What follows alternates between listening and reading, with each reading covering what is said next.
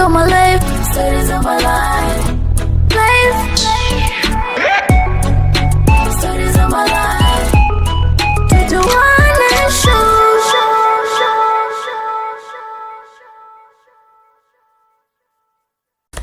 Yo, what's up my people and welcome back to my YouTube channel. So tujuane show inaendelea kama kawaida na mimi kama host wenyu wa kila time Mr. Brain Influencer na peanga vitu moto moto. So sorry tumekawia bila kupost. So leo kwa nyumba niko na guest. Mumjui, hakuna msichana mjua, ametoka from nowhere akasema Mr. Brain hata mimi nataka kuingia kwa show. Huwa tunafanyanga nini? Tunapeanga shout out for the active and the most supportive fans. So shout out to everyone mwenye amesubscribe, na kama hujasubscribe finya hiyo subscribe button, leave a thumbs up na usisahau bell.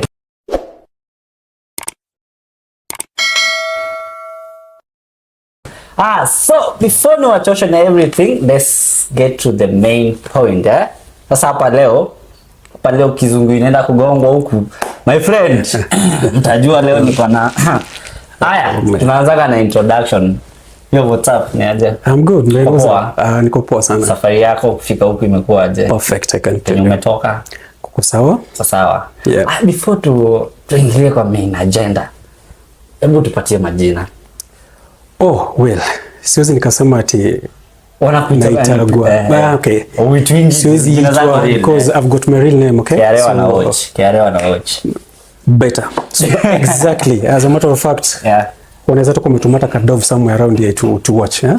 Like a drone or something, huh? Okay. So I'm Elijah Witty. They call me Mr. Witty. Or you can as well just call me Eli. But the one that everyone knows out here is Mr. Awiti. And I'm glad to be in your show, man. Mr. Awiti. It's a good one, man. Thanks for coming. Shukran sana. So Mr. Awiti. Nasikianga Awiti. Awiti si jina de mama. Well, that's another story altogether. Hey. You don't worry about Awiti, the Awiti part, man. I was just born, I was just like... maswali mu. Okay. So Awiti, where are you born from? Like ulizaliwa wapi? Sorry, kizungu kidogo imenichanga. Ulizaliwa wapi? Unatenza na msee, you know, I'm telling you. Okay. First of all, I'm a Kenyan. Yeah. I'm a Kenyan for that matter. But a Kenyan. Yeah. Sawa, whatever. Message. If you get it, you get it. So, I'm a Kenyan. Okay.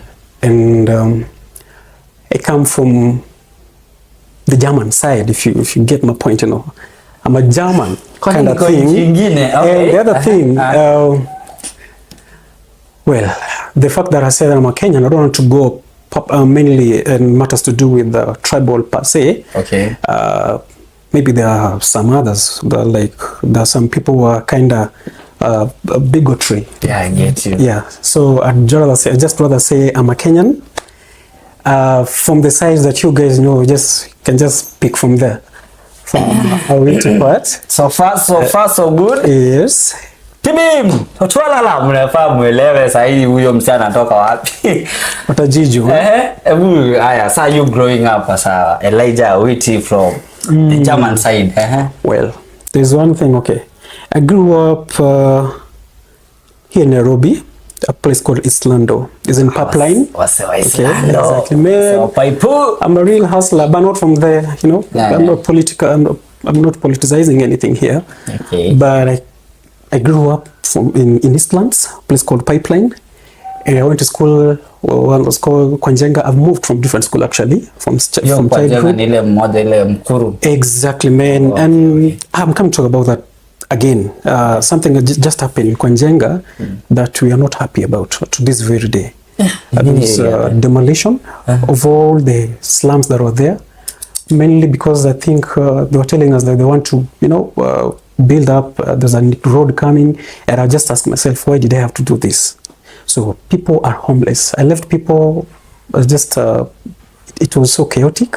It was painful. Your time. Last week. I'm talking about from last week. What? All of like 3-4 weeks. Completely. I can show. People are homeless for sure. And I don't think they were given notice per se, kind of thing, because I was there.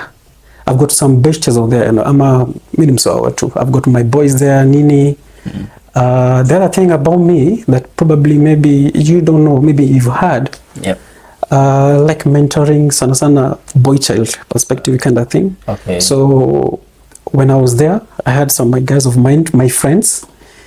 Wengine ni wengi sana, they look up to me and all that. So I normally go down there, check up on them, you know, we have some merry-go and all that, we talk. Sasa, now they are homeless completely. Hawana hiyo place. Yeah. I was even called with one of them, so two guys, they were just outside there, you know. Sasa after ume receive call, kawasaidia ama kukendaje? There was nothing I could do because as a matter of, I was chased na makarao. There's one thing, we were tear gassed. There were like hundreds of them. There's nothing you can do. You know, people that live in that kind of place, Yeah. ni wanyonge. So in as much as even if you bring someone, what bored me actually is the fact that we have our MP called Mawade. Okay? Wow, that area. Yeah. Our neighboring county, sub-county, it is Embakasi East, Babu Owino. Apparently this guy, he didn't even show up to support his people. Wow, So, yeah. yeah, this guy never showed up. Babu alienda katetea watu wake on the other side. Wengine walikuwa na bomolewa on the other side. Babu is a good leader. That guy from inaitwa Nairobi University. You could see how that guy stood with the union and all that.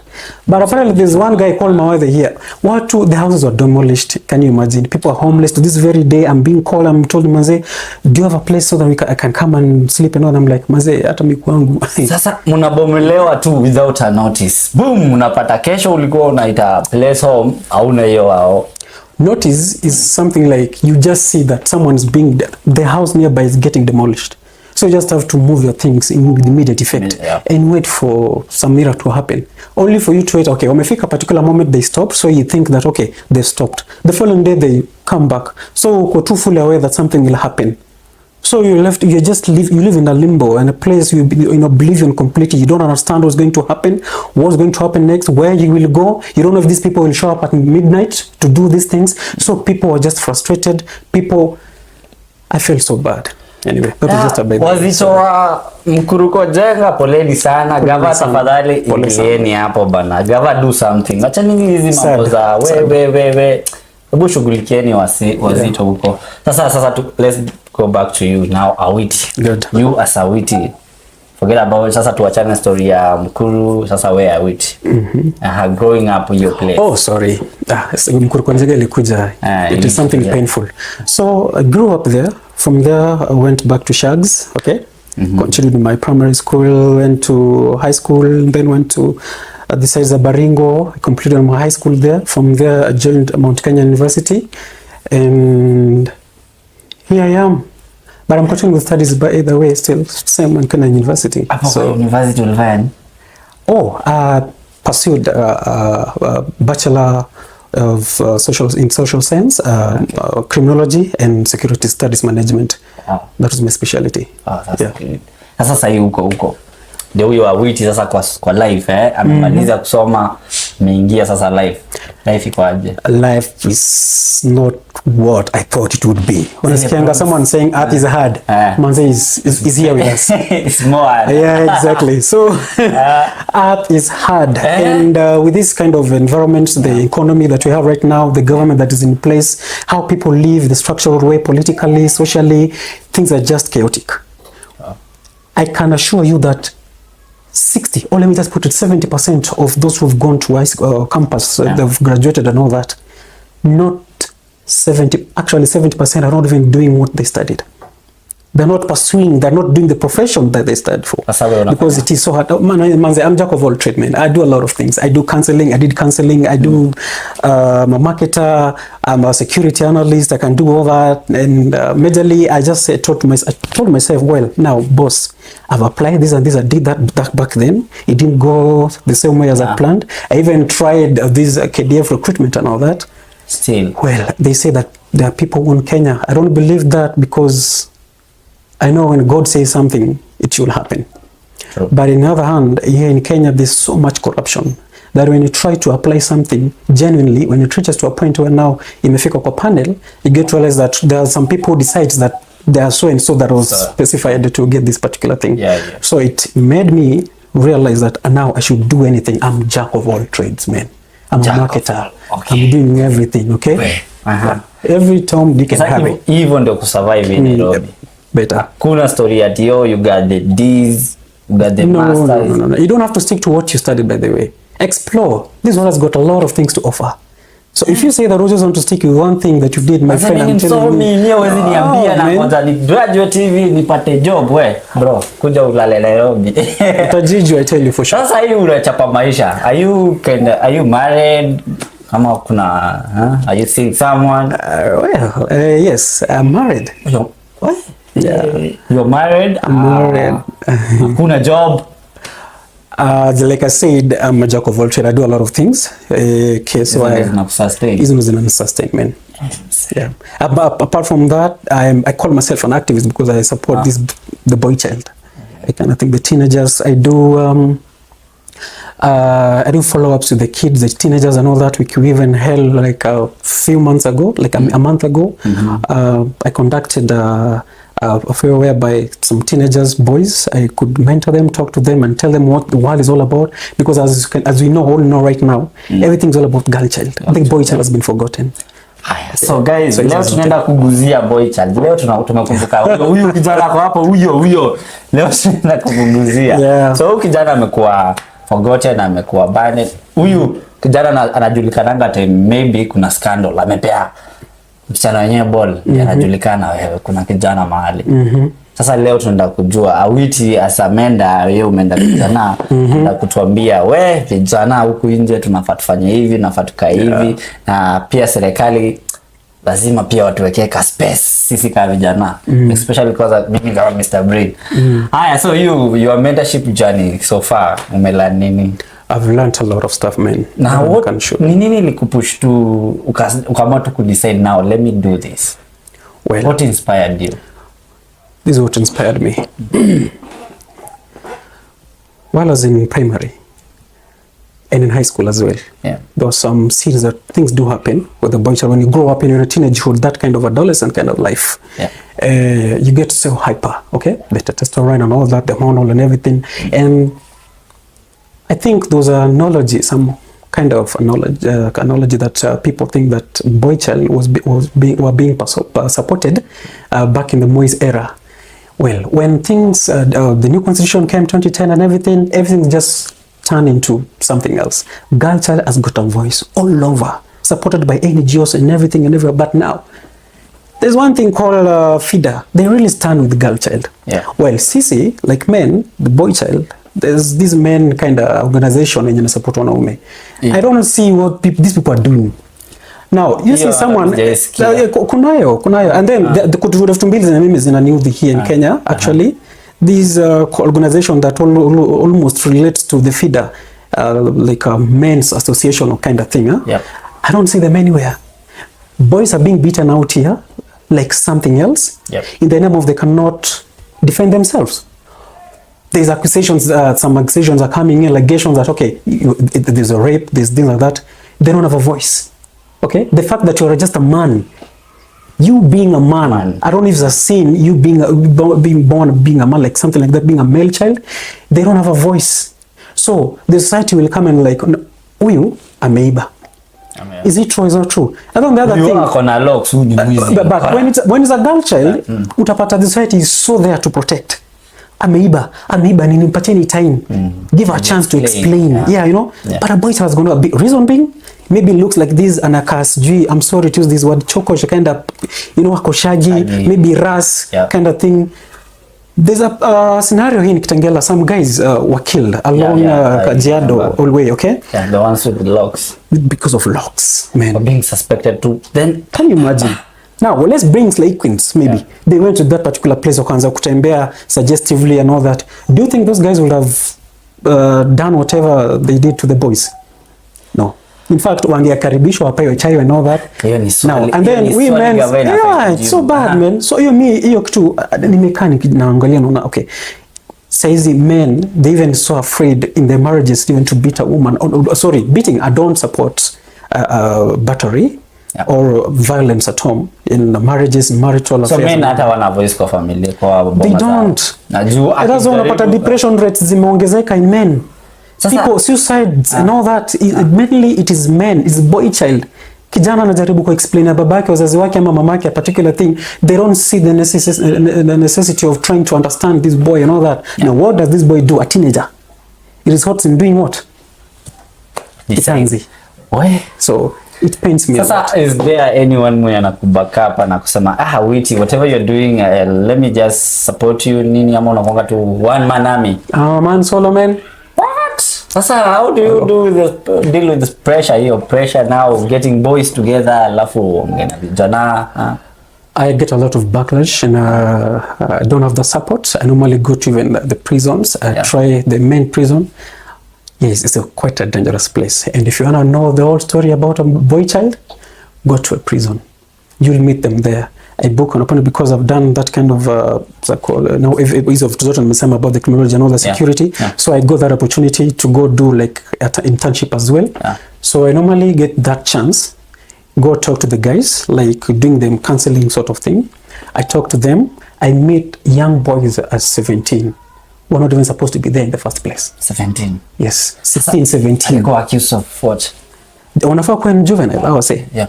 No, they are being accused of this petty kind of crime, you know, disorderly things like that. But they are there with adults. People have committed capital offenses, murderers are there and all that.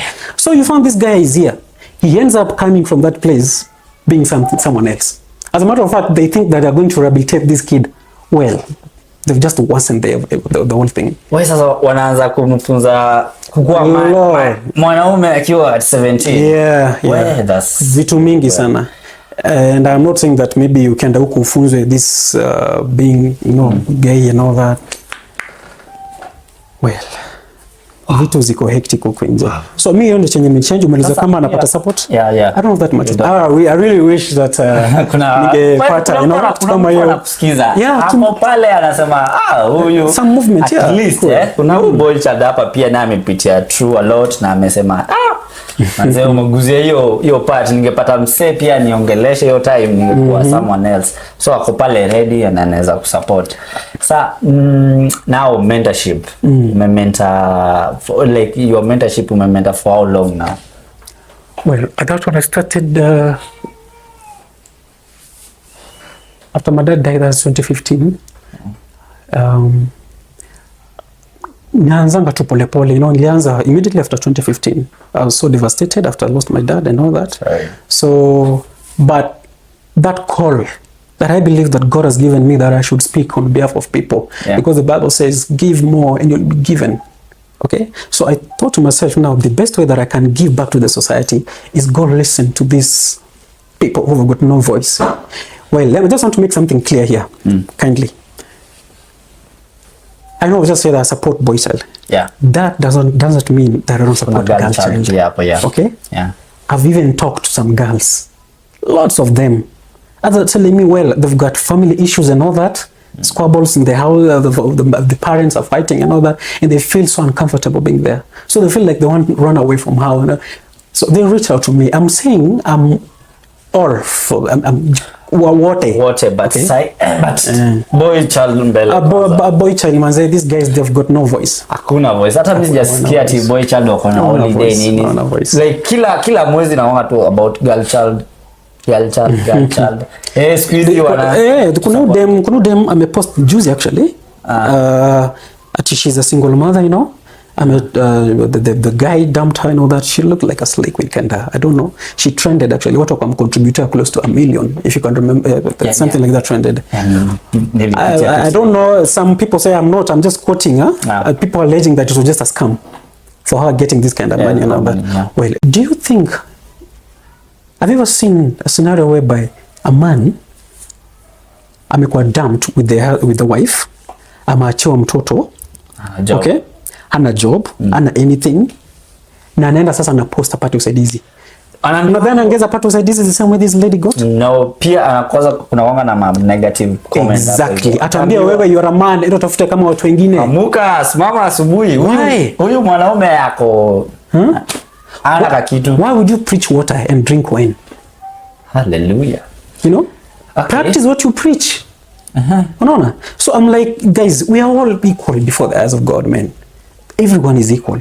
Now, if a boy child is going through something that needed to be attention, all that, it should replicate to a boy child as well. I mean, the girl child. It should also replicate to the boy child. So tuseme hakuna equality. Definitely. Hakuna equality. Like, Bible ilitudanganya we are all equal. Ama ni kwa Mungu tu peke yake.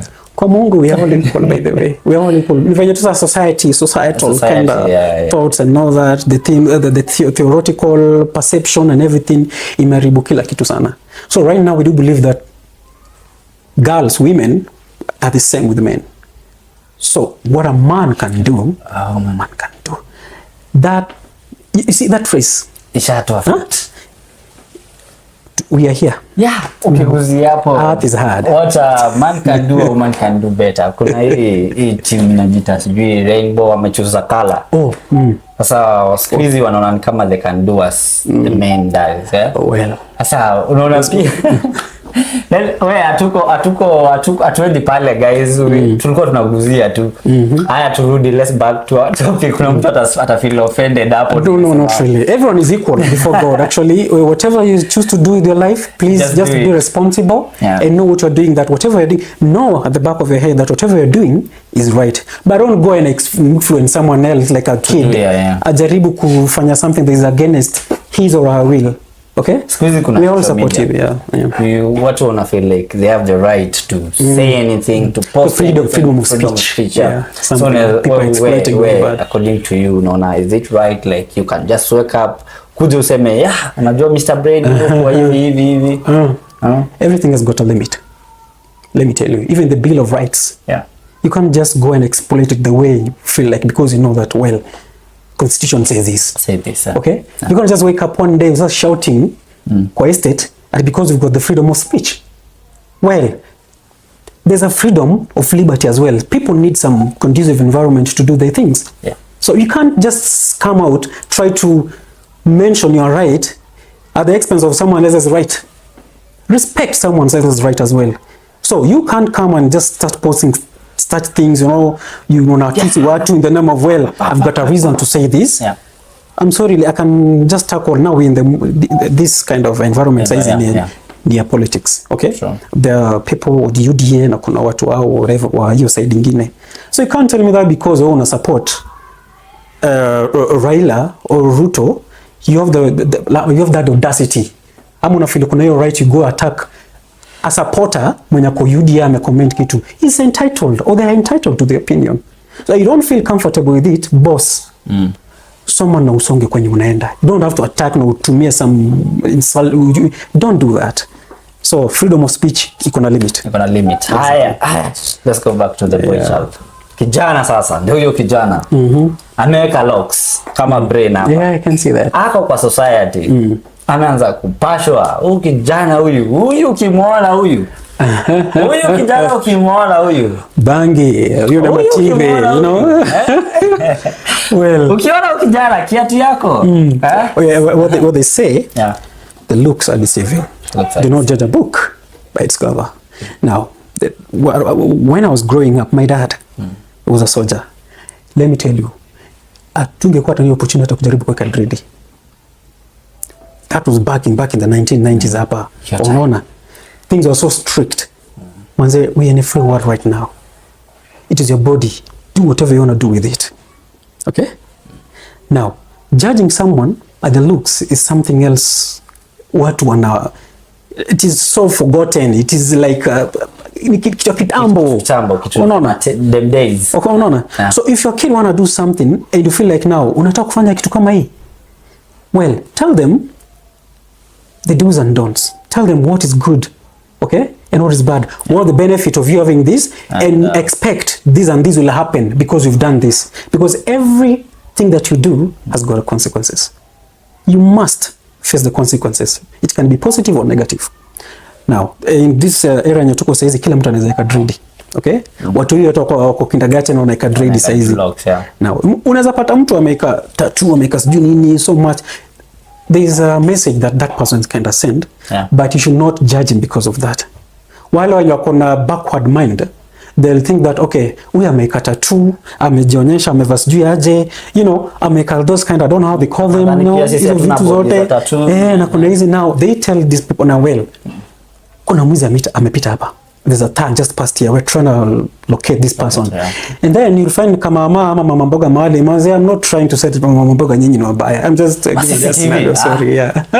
Ana give it a scenario, unapata tu mtu anasema well, amepita hapa. Ndio ule. Well, the police au wamepata hiyo visual vizuri kuona anakaje. But because you just pass uko na kadredi, unakasjejo umeshona, you know, uko na matatu, umekizo vitu, you know, you're being the suspect. Now you're profiled, exactly. Then you've been labeled and you just die because of something very innocent. You're not even guilty of it. Na those innocent people wananga right. Hakuna mtu anaweza waongelea. They go to the court and the courts pia wako na watu wao. I'm not saying that wako na watu wao. They can't afford a lawyer, an attorney. Now because you can't afford, well, the system will use an example. Okay? You go there, find a judge anakasijua anakaaje pia anaka beat wale watu wa colonial kind of perspective, you know? Watakupatia sentencing and you don't even deserve. Reason being because you can't defend yourself. Yeah, wow. First of all, unasema watakufix hata karao watakuja kufizikia hata kitu kama bang on you. You see, because of your looks. Now because wameenda wakafunzwa huko hivyo kiganjo, you know, how to be a police and then unafaa kugroom and all that. No, they expect that this should also reflect to the normal mwananchi out here. Everyone's got their own lives. People should live their lives venye wanataka, and people should respect everyone's decision. Bora uja break law manze. Uko tu. Yeah, you're there. Just enjoy life. I really wish you can tweak your level. Watu wanaheshimiana. Provided msijaribu law. If the law says that I shouldn't be smoking this weed openly ama completely, then iwe cheza kaa wewe. I'm not trying to say that as a matter of fact, that thing should be legalized. Yeah. Umekubali? Yeah, it has helped. Iko na nini health effect, by the way, mzuri. Unaona? It helps. No, let me tell you, it's just a drug like any other drug. Watu wanasema hiyo kitu ina affect watu akili. Wewe unasema ni well. Kwa jani yako umekuwa hii ya mentorship. Najua umemichao vijana wengi sana. Niko na hadi saizi wengi sana. Unaweza elezea nini kwa uso? The ones dealing with smoke and all that. Lazima unajua big mentor. Kumenta msee hawezi mentor ule msee amedunga suti anapita hapo anaenda job. Si rahisi hata ataona nikao unambeba. No, they think that you should dress the same way they've dressed and so that you can mkwe the same level. Well, it's too bad. Profiling ni kitu kingine mbaya sana. Yeah. So these guys ama vijana wanyakuko ama demo wanaona chapizo vitu zao. Getting into drugs is not something easy, by the way. There's always something that pushes you to do this. Peer pressure. I'm bringing them. There's peer pressure. Kuna effect like whatever happened in your life, you know, maybe psychological. Unaona, the social life. You go home. How are things? Unaona, maybe maparo they don't understand you. Unaona, you're really trying to make them understand them to understand you, but kuna venye wamekuweka pia. So unapata man, I'm all alone here. Now what do? I go and resort into something called a drug, and this drug is what makes they think that relaxisha. Unaona, wanasema manze sikia kwa dunia zao wana medi man, you know, I'm a medi, you know, that kind of thing. Well, unapata if you go to US, I'm so sorry, we always choose to refer these first world countries. You can go to a chemist and kuwa prescribed. It happens. Now, why would they do that? And it comes some diseases. That one I assure you for sure. They are there. But then kama unapata huko mavijana wanaitumia vibaya. So unapata mavijana huko labda wanaitumia vibaya. Because walichocheshwa na wase huko nje, this thing kuna venye na kuweka. No. I'm not trying to say that hii kitu ni kitu mzuri ama semi ni kitu mbaya. As I said before, kila kitu kuna consequences. How you use it. Unaona? How you use the information that I give you will determine if you'll be in jail ama utoka hapa nje utakuwa free. It depends on how you go and relate to the people out there. Unaona? Okay. Yeah. Sasa kuna pia huyu boy yako hapa. Huyu boy hajaongeleshwa. Tumi drugs, afanye hizo vitu zenye tumesema hapa hivi, ametulia tu. but kuna kitu inamsumbua. Boy child kuna kitu kanamsumbua inaitwa love. Naweza mwambia aje? Oh yeah.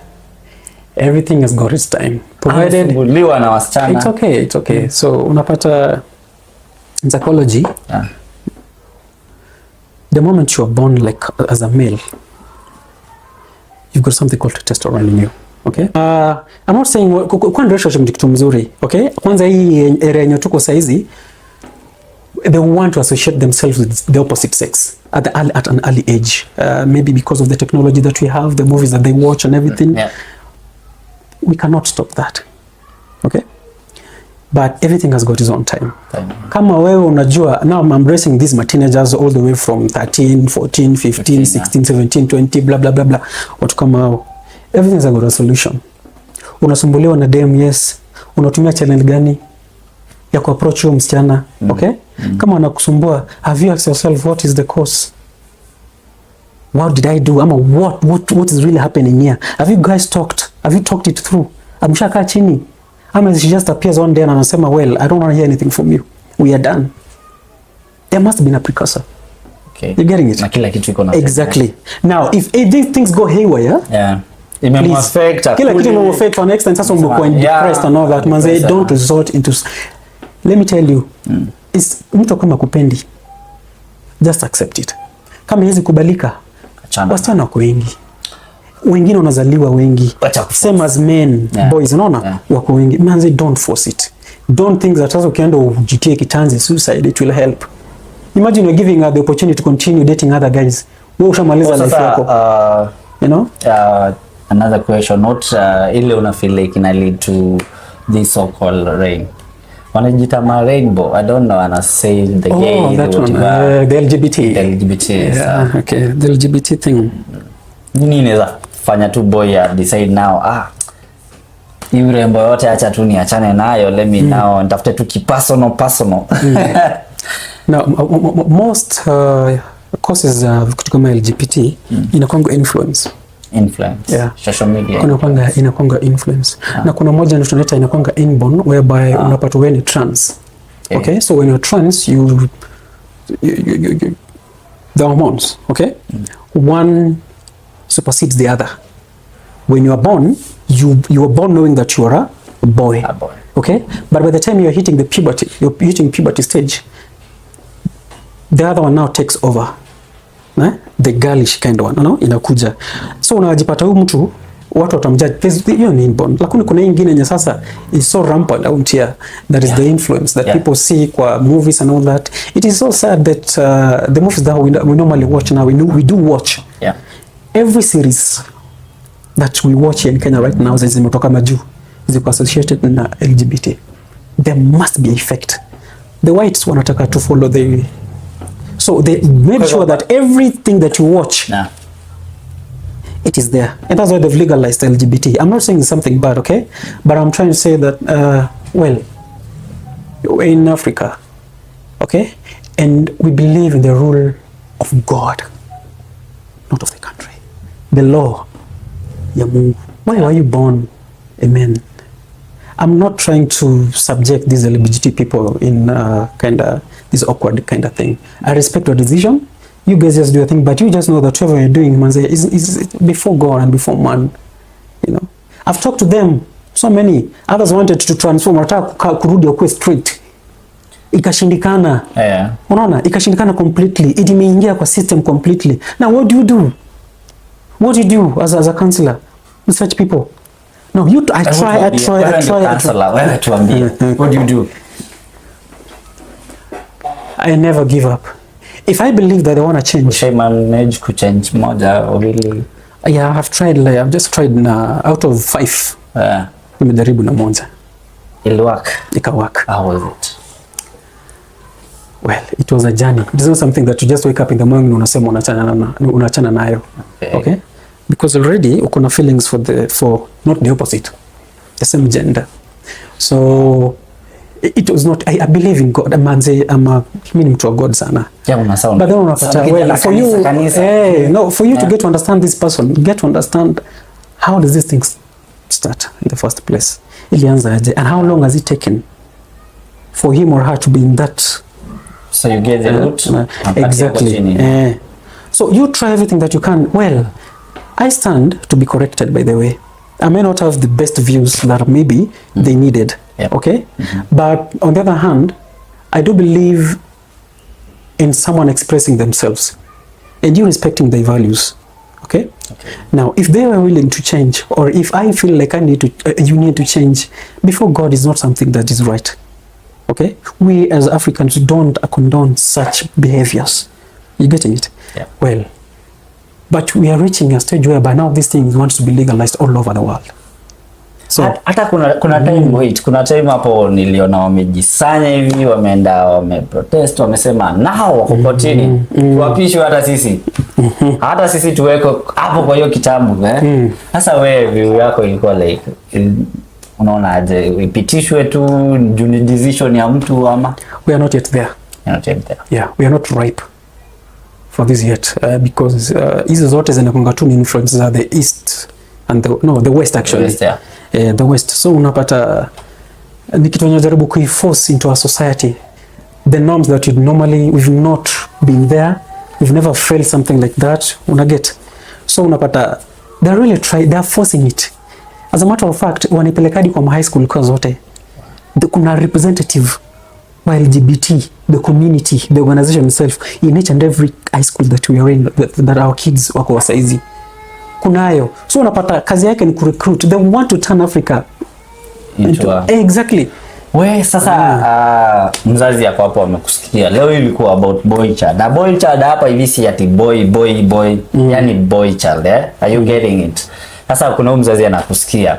Akona kijana na amesikia umetaja high school. Amwambia nini?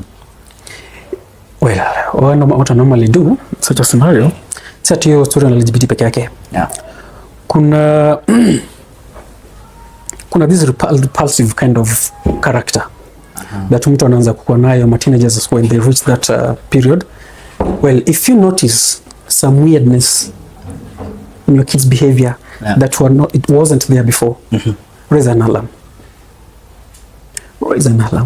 Na kama wewe ni kijana na una feel manze kuna kitu najaribu ku fight out of me, nimekataa, and definitely in African lifestyle you don't feel comfortable sharing with your parents. You as a parent look for someone, ama try to look for someone that you can confide into. Okay?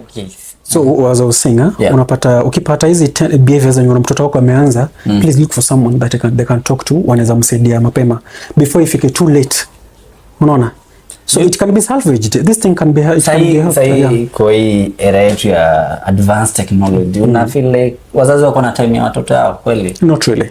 And that's why things are happening. Watoto wako na simu kuanzia. Sisemi kukuwa na simu ni kitu mbaya, but unafaa kuregulate. Be there for your kid. Usiachie house help and all that to kama hizo. Because the moment you do that, they'll go seek a pillar. They'll look for a pillar, a place that they can lean on.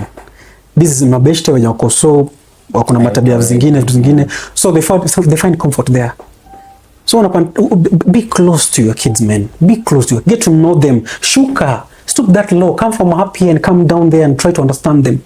As a matter of fact, try to go with them hata kuiza mabash and all that, so that you can get to understand what they go through.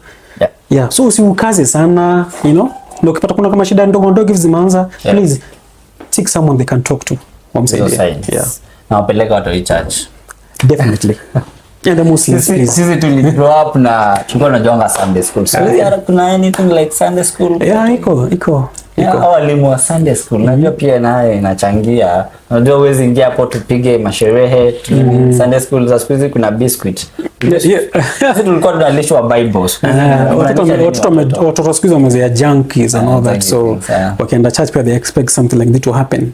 Alafu pia churches zimekuwa mingi, so okay. So guys, thank you so much for watching. Leo tumekuwa na a good time here with my guest. Alisema anaitwa Mr. Awiti. So Mr. Awiti ametuambia a lot about boy child.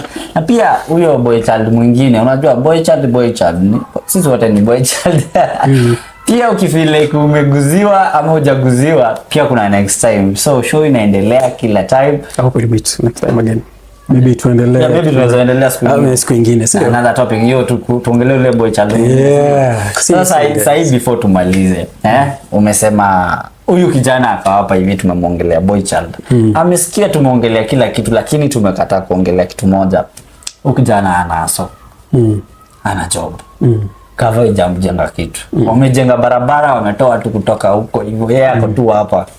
Hajapewa kaka works. Amwambiaje? Well, there are so many things to do out here. You've got a talent. Maybe you've not realized that you've got a talent. Try looking for something. Don't put your mindset in a particular job when unasema natamani kuwa hii. You wanted to be a lawyer when you're growing up. It doesn't happen. So try look for something else. So ulikuwa na dream kuwa nani kwa mkubwa? Boss, I wanted to be a lawyer, man.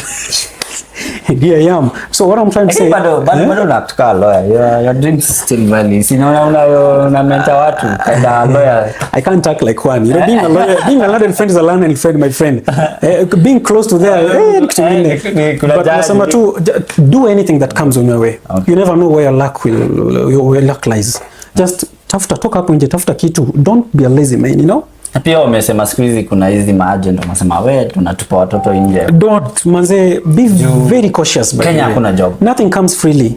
You know, you going unasikia unaenda majuu and all something like that. It is not a walk in the park as you might think. Hata umewekewa kipilau kule. Well, lazima uwasili. You sasa tunajua umepanda ndege unaenda majuu, tunaenda huko unaenda ukaona wazungu. Boss, it comes with the consequences that you will face it. No, utaisikia it is a dire one. By the time you come back here in Kenya, as a matter of fact, you just go and stay there like 4 months and you're like, man, I want to come back to my homeland.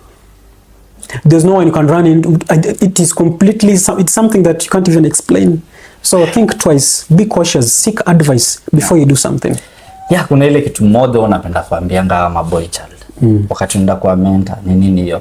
Ile una feeling like nikikwambia hivi, either you take it, ama vile tu utachukulia. Good. All I can say, if it is hard, find something to crack. If it is not cracking, then find something to furnish it. Okay. Nothing is impossible. All right. Yeah. Sasa leo tunaona Mr. Wit. Najua kuna wengine hapo wamesema leo Lusu bread ulituambia aje.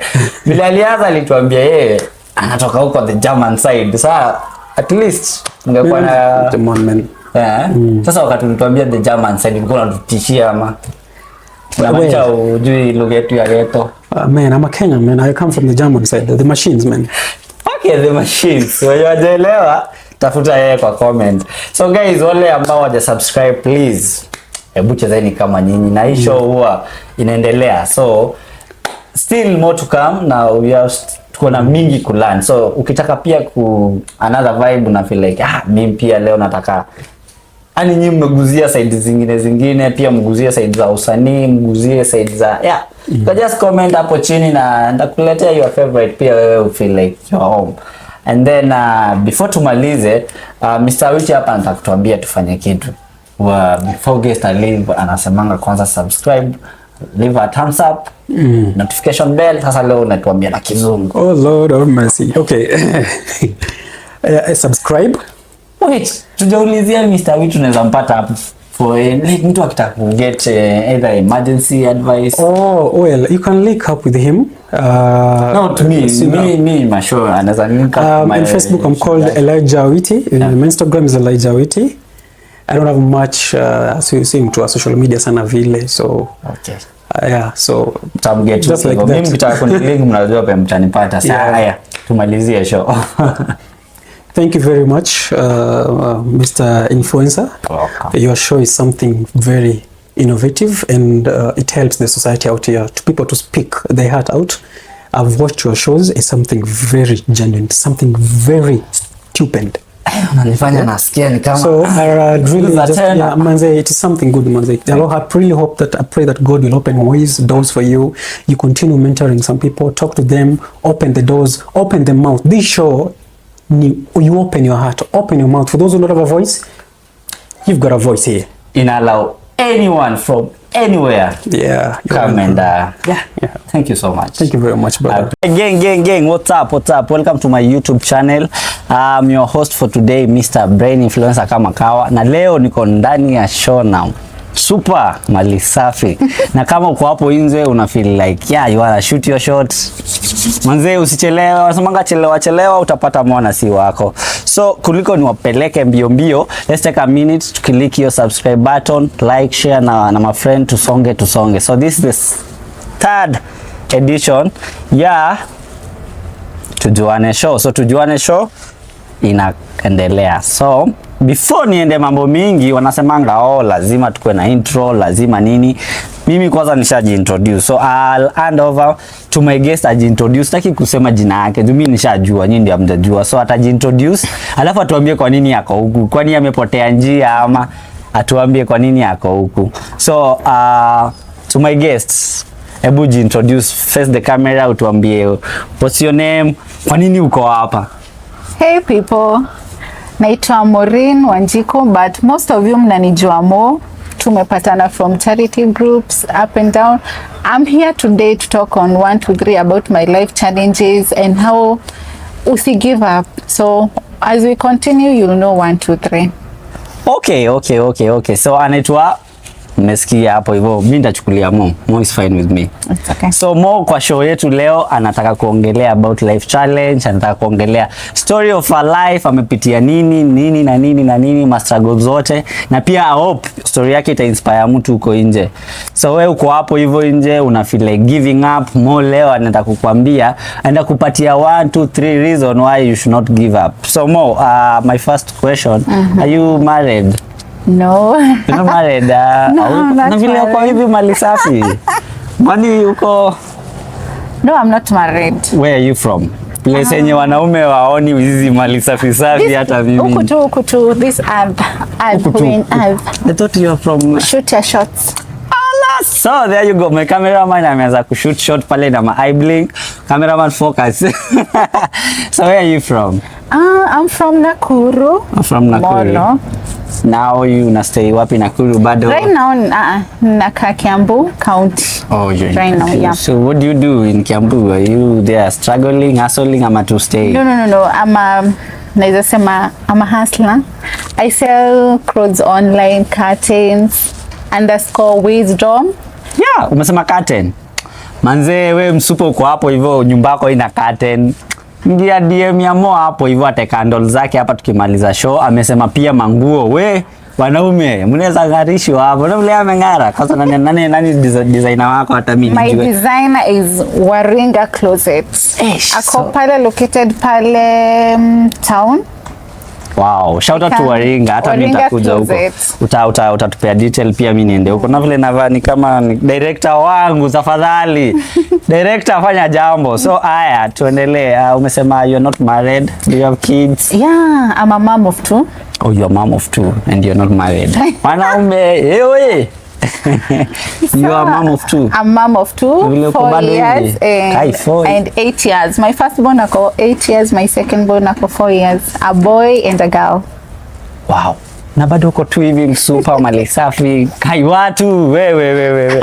Msichana ako pale nje ako na mtoto mmoja lakini amechapa. Unaweza mwambia nini ne? Kujua Mungu.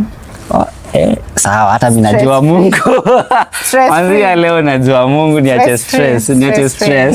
Haya, so umesema kuna first born ako 8 years, the second one ako 4 years. Una expect kuongezea namba ama umesema tu acha niachie hapo ni shughulikie hao? Acha tu hustle. So you una plan yoyote ya kusema another one? Maybe two. Akuje. By the way, tunasikia Mungu alisema kila mtoto anakuja na sani yake. So si tu pe chance tuongezee, si mimi. Wewe uko pale nje unataka kuongezea. There is someone. Tunaweza muongelea ama to you. No, it's personal. That's my personal life. Wewe wamesema there is someone. So mstay huko. Lakini wamesema kushoot shot ni free. Lakini you can shoot, you never know. Na tukishikwa unajua siku hizi ni kubaya we. Kwanza juzi kuna mwenye alishikwa we. Haya guys, my guest leo naona amechangamuka. She's vibing, nakwambia show inaendelea kuwa moja moto. Usitoke hapo hivyo, click the subscribe button tukiendelea tukisonga for more detail. Haya, so to my second question, umetuambia where you are, what you do, Hujatuambia what you do. Umesema umesema what you do, you sell. I sell curtains. Okay. And then I'm a nurse also. Oh, you're a nurse? Yeah. Can you be my night nurse? Bado niko shule. I'm under attachment right now pale Jumuiya Huruma. You can get me there for any consultant, anything you need. Niko located hapo Jumuiya at the moment. Haya, wanaume wote road to Jumuiya, kwanza wale wajapata vaccine manze. Yeah, changamkeni mkashuke huko hivyo. Aya. So umetaka kutuambia leo ulinitafuta kaniambia Mr. Brain, I wanna share my story to you. So story ilikuwa about nini? The story, sijui nianzie from unaweza tupea tu hint alafu ndio tuingilie story. The hint is about the struggle I've gone through and the way I've survived to be where I am right now. There are many young generation. They've gone through hard time. Wengine washa give up, but there is no need of you giving up at this point. True. You have to fight. It's not, I will tell you, it's not easy. It's not easy, especially this generation wamejingiza kwa drugs, pombe, you know those things. Yeah, that's very true. Yeah. So leo msichana uko pale nje, umekuwa na struggle, umefika tu ile time ya kugive up. Nimekuambia leo mwanda kutu inspire na story yake, tumsikize. Let's give her a minute tusikize story yake, jani yake na kenye imefanya ikamu inspire hadi akafika hivi vile yako hivi, bado ana still kupush on. Hata huwezi jua ako na watoto. Mimi hadi nimestuka na vile nilikuwa kidogo nimalize show alafu ni I don't wanna go there anyway. So my people, kabla kama unataka kujua more zaidi, ataacha handle zake pale hivyo. You make sure kama unataka advice pia naona tu ni mdem vibing, ata vibe na wewe na atakusaidia. Kama wewe msichana uko pale nje una feel like nao nimechoka na hawa vijana na nimechoka na pombe. Okay, to my guest. Umesema your career, unafanya nini, where you at na vile sasa penye umefika. So before tuingilie story yako, ni nini ukuinspire zaidi? I think, what can I say? What inspired me? Ile inakuambianga tu nao amuka, it's time to wake up. My kids. It's time to face the world. What else? My kids. Wow, hata mimi natafuta mtoto ni inspire. My kids and my brother. Oh, your brother. Those are my two, I can say, my priorities. The so people who make me wake up each day. You mentioned mom, dad, sister, you mentioned two kid na brother. We are orphans. Our parents passed away tukiwa very young. I was 8 years by then, and because I'm the only girl, I had to take over the mom, being a mom to my two brothers. I'm the only girl. Kuna firstborn, and then our lastborn brother, the one naishi na yeye.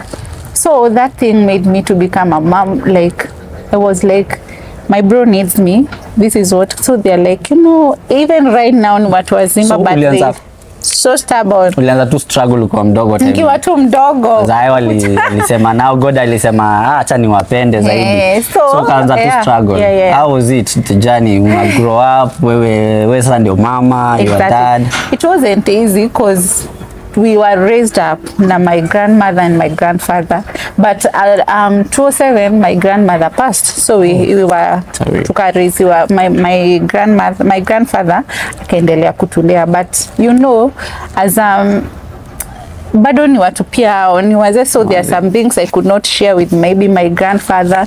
I could share with my aunts, a journey like that, but it reached to a point where after finish up nimemaliza form 4, I had to start my life now.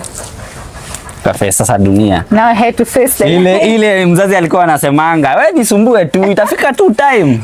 Dunia itakuonesha. So ukaanza sasa journey yako, sasa umemaliza 4th. Umekuja sasa kuhustle. Ulikuja hustle Nairobi ama Kiambu? Kama ulianza hustle tu huko? I started in Eldoret. Huko ndio nilienda. There was a lady mwenye alini host. She's called Shiko from Eldoret. Alikuwa ex-girlfriend to my brother, our firstborn. So alini hold for a few months. Then I used to date by then. So how old are you your time? 21. Yeah. 21. Ukaanza Now struggle. I started the struggle at, actually it's 20.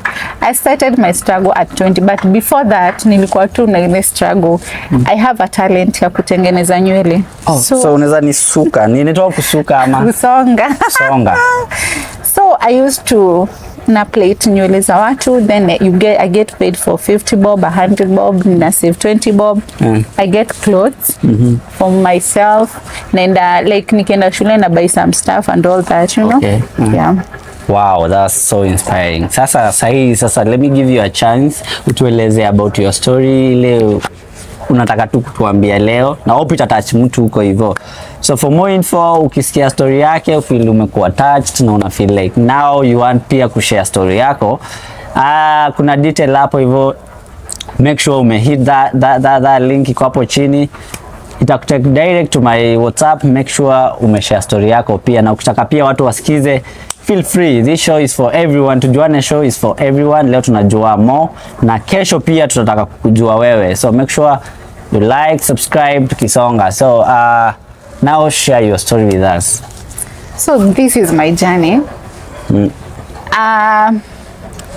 Nilikuja Nairobi when I was 20 years. That's when nilikuja Nairobi. I used to stay with my boyfriend by then. Tulikuwa tu tumejuana, so akani host at that moment. Ni time gani? That's 2011. 2011? I came 2011 around March, April. So boyfriend alikuleta huko? Boyfriend. How did you meet your boyfriend? Sayo ni. That was actually he was my first love. Wow. My first love. Sahi ako wapi? Ako tu kwa watu. Okay, you know, it happens, and then we both moved on. Kila mtu akaanza new life. So anyway, that's life. When I came in Nairobi, my aim was to go to school. So nikaenda shule. By that time nilikuwa na hustle. So you are paying for your school fees? Yeah, I used to pay for my school fees myself. Wow. But hustling. Yeah, I was hustling. I used to be a model, for those who don't know. Wallahi, ndio nilikuwa nataka kukuuliza hiyo swali. Ushaikuwa model mahali juu, that finger, that face? I used to be a model. Wow, I used to be a model. So it used to pay me modeling well. Was paying you? Yeah, it used to pay. Ndio ilipa school fees? Ndio ilipa school fees. Uko unafanya anything apart from modeling your time? No. So sikuwa nafanya anything. Sana uko hapo hivyo. Umeweza anza kumodel, you got the facilities, ndio? Yeah, you have it's all about the courage, believing in yourself. Sasa how like your time kwa modeling, how your friends what ulikuwa na model now, ulikuwa unawatekaje like now? Wewe uko peke yako, no one is inspiring you, no one is like mtu wa kuadvise, uko tu peke yako, like how are you taking it? It wasn't easy. Peer pressure was there. Imagine you're at 21, you're earning. No one can tell you anything. Uko na show sasa ya modeling. Hakuna mtu anakuja hata kukuona kwenu. So hakuna mtu anakuja kukuona kwenu. Then you get paid. What else click in your mind? Sherehe. So I used to sherehe. Sasa ulianza kupiga sherehe after umeana.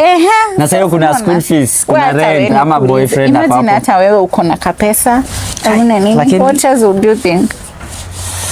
Kila mtu ako na pombe, mimi sina. Yeah. Okay. So do this. Umetuambia ilikuwa struggle sana, it wasn't easy. Alafu hakuna mtu alikuwa anakuadvise, ukaingia kwa sherehe, pombe. Wakati pesa sasa inaisha, mtu unafanya nini? Sasa umemaliza. Obviously ukipiga sherehe, what do you expect? Money, you spend money inaisha. So unarudi tena modeling ndo anama. Yeah, I used to go back. Iko inakosa, it was a monthly thing. So hakuna siku ungekosa shule ya kwenda you know, we used to do even like tunaenda like for example watu wako na sherehe, the big people now, I can't mention it. Wako na sherehe then una model kwa wase wakubwa. Yeah.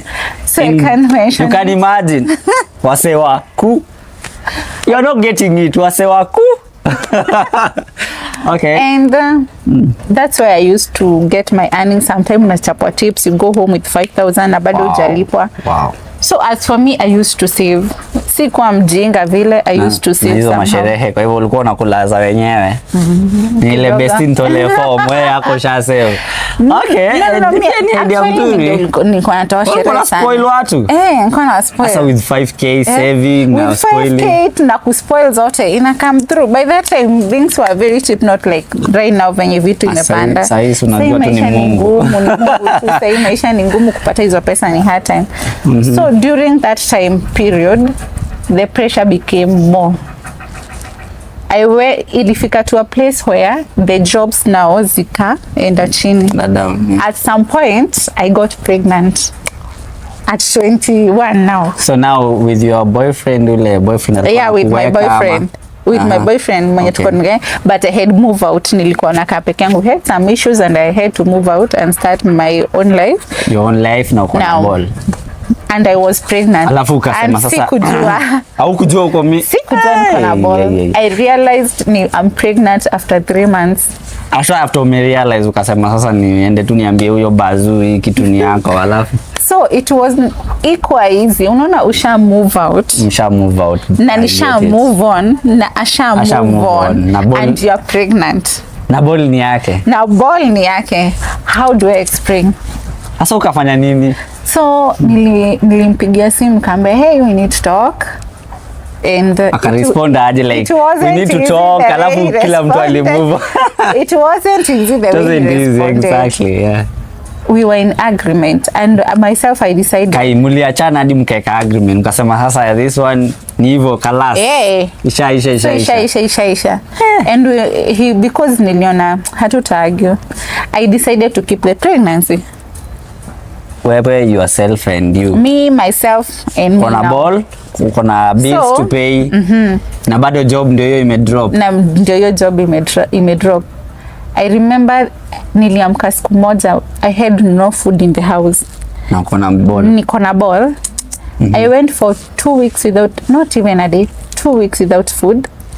2 weeks without food. 2 weeks without food. Wewe na huwezi pigia mtu simu mwambie need money sijui nini, au no walikuwa nakuomba pesa. They believe you have money. They still know you're working as juicy. Kwa niambia anyone I'm pregnant. I had to hide my pregnancy. Uko tu hivyo, hakuna hata wao mwajui. Brother, even sister, home, I never went home till nilipata mtoi. Siko ikanyanga nyumbani. Na hawakujua. No. Kona ball. Sasa hiyo 2 weeks without food ulikuwa una survive aje, like friends au na mabeste? It was mabeste waniokole. It was hard. I remember there was a time my neighbor, my friend, Wamboi, she's called Wamboi, Quincy. Right now anakuanga located in Dubai right now. That girl came to my house, akanipata, I could not move. Nilikuwa tu nimeisha, like akanza mo nini mbaya. I'm like niko tu sawa. Akiangalia naona hii nyumba ijaipikwa for some time nini. She brought food. Nilikula like karibu nipasue nikule hadi sahani. So just say mko two in one, lazima mkule. We are 2 in 1, so I ate in that situation. So 2 weeks au kuli na uko na ball. Na niko na ball. Now life ikaanza sasa vizuri. I was locked out of the house. Juu ya una rent ama? Sikuwa na rent. Na sikuwa. So umetolewa kwa nyumba, hauna rent. Sina rent. Na bado uko na ball? I'm pregnant. Okay. No one has ever known this, even my own family. They've never known I slept kwa street for 2 weeks. Wow. Even now. Na mtoto? Niko pregnant. Ninalala kwa street. So you're pregnant iko how old? I'm almost nilikuwa, I think I was 7 months. Around 7 months there. And I remember it wasn't easy at all. Kwa street. Kwa na street. Na ball. I used kuzunguka tu nazunguka. People think I'm in Nairobi. At home people thought nimewekwa na mtu huku. Na mbabas. Uko fiti. Na huku hivi una struggle. Na mimi na struggle. Usiku unachapa gunia yako kwa varanda, exactly. Kwa barabara. Yeah, but so like which street in Nairobi ulikuwa? Nilikuwa nazunguka unazunguka tu anywhere. Nimezunguka hapa Zimmerman. This Zimmerman knows me well. Nimezunguka Ngara. You know, I used to zunguka all the time. For Zimmerman it will come to it, but for Ngara nilikuwa najulikana, nilikuwa naenda kwa mtu kwa shop hapo nje naamka. So na food una get wapi like saa hiyo? There was no food. Unakaa tu hivyo unazunguka. Nilikuwa naenda ile tu cause mimi nilikuwa nashinda nitaomba mtu aje, si unaenda tu kwa kahoteli. I remember there was a place I saw a kahoteli. I used to wash vyombo there. And then napewa food. The payment was food in town. Food tu peke yake. Ilikuanga food. Na bado wanakuona uko na ball. Exactly. So they used to wananiambia tunakupea nini food. So even if they give me money, where will I take the money? That's like you save kidogo then you get a house. Sina nyumba. So on that process, I met this guy. Wait, bado uko na ball, hauna nyumba. Kapatana another guy. I met a guy. That guy ndiye aliniomosha. Wait. So a guy took you in na ball? He never took me in. I gave out a short story of what happened. The guy rented a house for me in Zimmerman. Kuna watu wazuri huko nje. Wow. For some reason I won't mention the name. No, it's okay. It's fine. So, huyo msee anafaa kwa tu hivyo ndio watu wasikimbie kwake, kila mtu ashare story. Exactly. He's a very nice guy. Okay. Akani rent a house. He paid for 2 months. Wow. He bought everything. Like everything. Kile ya nyumba. Kila kitu. Nini kila. Na sasa hiyo anakuona uko na ball, umeshare story yake, ikamtouch, akamuru nao.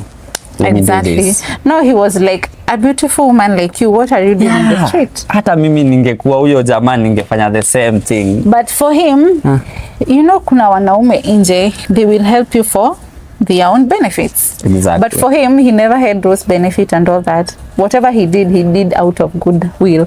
Even today we are friends because of that respect and your create. We are good friends, we talk. Ajaisema Ajaitisha. Sijasema kuitisha, ukijua ajaitisha. No. Maybe with sides. Maybe in future.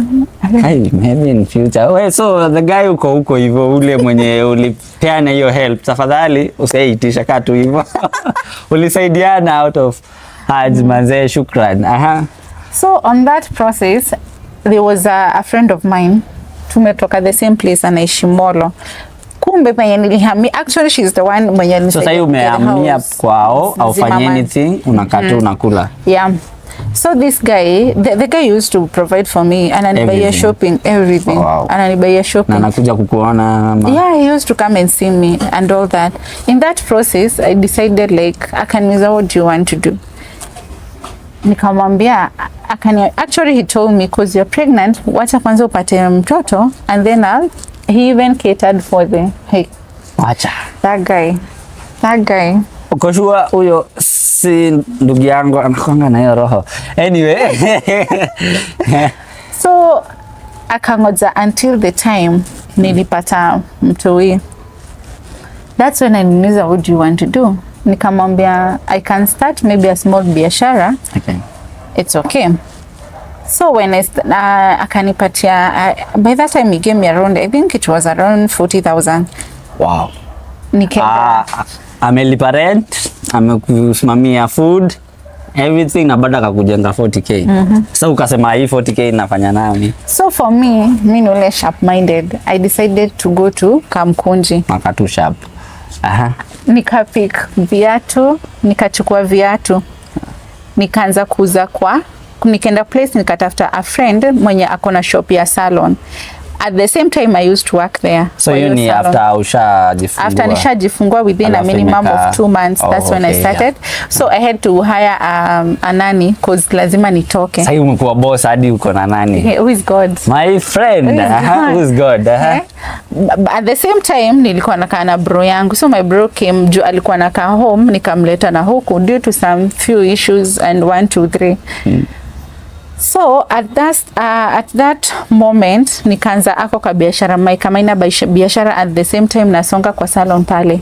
But I think the lady mwenye shop, I don't know if it's jealousy of women, enemy of progress. Wait. So ulikuwa unachukua vitu, umefungua ka shop, alafu yeah, ilishika vizuri. Ikashika? Ninashika vizuri. I can now pay the 8,000 rent. Buy the shopping. What about the guy? Bado anakujanga around ama? He used to come around, but kuna vile sasa si amenisaidia. He did his own part. Yeah. So nikamwambia thank you for whatever you did. Let me now try at least to stand on my own. Juu umenisaidia, hii kazi ndio nitakuwa he used to call me and ananiambia uko sawa, uko na you need anything, you know, like that, kunijulia hali. At some point he used to park there and people they are like, hey, mbuda wake amekuja. Babas. But then it was nothing totally. It's just a good friend actually. So busy imeanza, jealousy imeingia kwa biashara. Jealousy imeingia kwa biashara. Ukasema now. Nikasema now this is too much. I don't want to tell this guy again and rent a shop. I want to, mimi ni ule mtu natakanga kupasi, unataka ni. Sasa huyu alisikia jealous akafanya nini? Jealous because my job was doing good kuliko yake. The shoes zilikuwa zinaenda and all that. Mimi ni ule mse wa kushout, hey viatu, hivyo. Kama ule jamaa wa Ngara wasema umepata mbaba. Exactly. So I used to shout, nasimama hapo na naitia watu viatu. Then ikifika masaa ya 6 nazieka kwa nini natandika hapo nje, I start shouting. Wow. So I used to make so money with that. So that's daily unafanya hiyo ndio works yako. Exactly. So one morning I woke up nikapata amezitupa nje na gunia hapo. Ametupa viatu zako nje. Ulikuwa unaweka kwa shop yake. Exactly. So hizo nilikuwa ni amefunga shop, hajakwambia anything. Not hajafunga, like funga shop ameenda, ametoa na gunia amezieka hapo nje na amefunga shop and change the padlock. So mko mna share padlock your time. And I decided wacha niende kwa nyumba ni cool mind kwanza and then nijue what next. In 2 days time nikapatanga aka small kibanda. That kibanda I used to pay 3k per month. Hapo ndio nilianza decide now sasa hapa ndio niteka viatu zangu and maybe I can invest on something else. So I started to go to Gikomba. Tena. Sasa nimeshika busy na shika mimi nimewa kujua. So nimeenda kwa Gikomba. I used to get pants, to get clothes, then nazi iron vizuri za madem nauza. That's how I used to. I could get a dress maybe for 100 bob, then I do with 200 shilling. So I saved there 100 bob. But ilifika to a place, shit happened. Another shit. Ngoja kwanza, hiyo ni time umeleta brother yako ako na wewe. Sasa washajua, familia ishajua, like your sister washajua na brother yako washajua uko na mtoto. Now you are hustling. Another shit happened. Shit gani hiyo? So another mbabaza akakuja na Subaru tena ama? No. Now babaza. The story is so interesting. Una feel like kuna mbaba hapa mahali. No, there was no mbaba. There wasn't mbaba. The guy we lost the connection. Ule alikuwa anakusaidia. Wow. I lost my phone and nikaka without phone. Mahali ni msee akinisaidia mimi. I don't write numbers down. You don't. I don't. Nasungeshika juu wa sharp. I don't. Ama namba ilikuwa ngumu. Namba yenye hata sijaisahau it's only for my ex. Sijawahi sahau. Pole dia ex. Yeah, my first love sijaisahau namba yake. Sasa kwa nini usahau namba yake? Ni lele. It was a good moment. Na feeling like anafaa aone tu progress yako, aliacha mali safi na wow. Sitaki kuenda sana. Now shit happened. So shit happens. Nikakuwa mgonjwa. And I remember I sikuenda job for I think 3 weeks. Sa hiyo ni mimi rent, ni mimi food, ni mimi everything.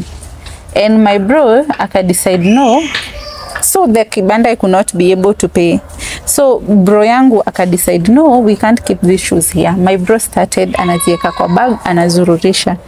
It was tough for him, anazururisha huko Roysambu yote huko hapa hivi zima anazururisha yote. And that's where now another one happens. My bro got sick. Ile serious. So you're sick, your brother mwenye alikuwa saa take over your business naye akakuwa sick. We are now both sick. And ile tu design ya I had kujikaza niamke. I talked to one of my friend who is my best friend.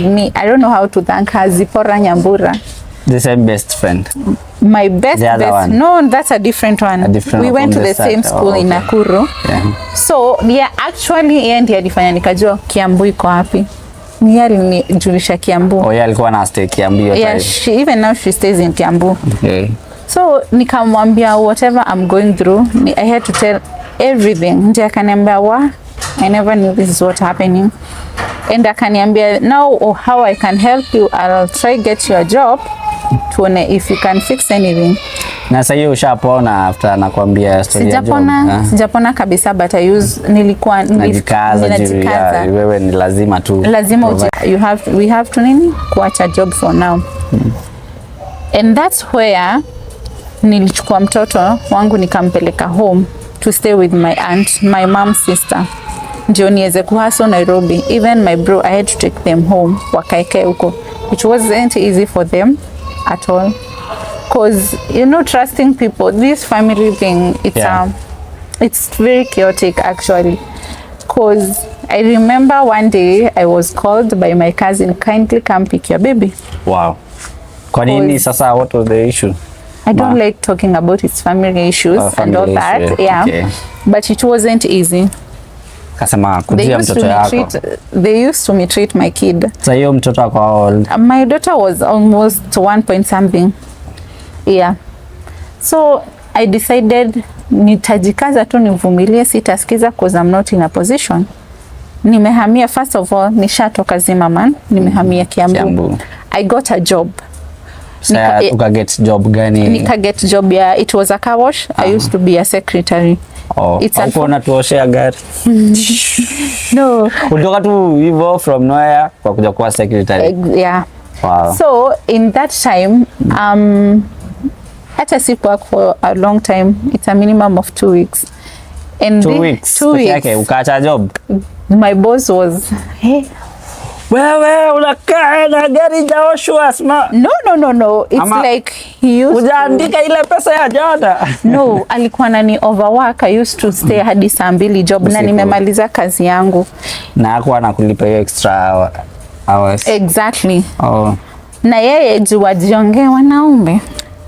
Ama alikuwa he used to take advantage. Okay. Juu anataka like mimi nijijazie, he wants me. So you extra hours ilikuwa ya kazi. So the extra hours ilikuwa ile design anataka twende coffee.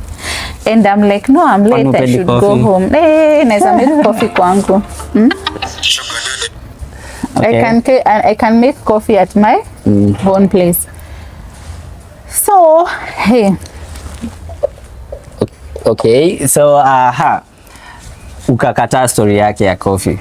Ukaacha job. And now you're back.